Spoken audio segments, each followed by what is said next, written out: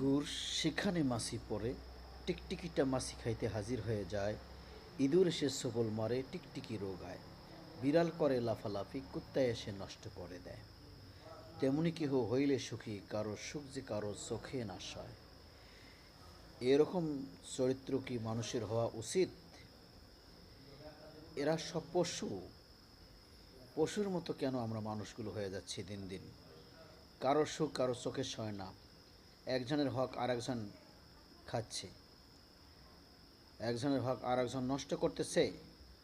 অন্যের হক তাকে বুঝিয়ে দিচ্ছে না, অন্যের জমি কাউকে বুঝিয়ে দিচ্ছে না, গোপন রাখতেছে, সব কিছু নিজেই আত্মসাৎ করতেছে। ভাই হয়ে ভাইয়ের, ভাই বোনের ভাগ নিজেই আত্মসাৎ করতেছে। সব কিছু আমরা নিজেরাই নিজের স্বার্থের জন্য আমরা সব ভোগ করতেছি, অথচ একটু চিন্তা করি না মরলে আমাকে এই 3.5 কবরে থাকতে হবে, এটা কেউ চিন্তা করে না। এই জন্য স্বার্থপর হবেন না কেহ, হকদারের হক বুঝিয়ে দেবেন ইনশাআল্লাহ।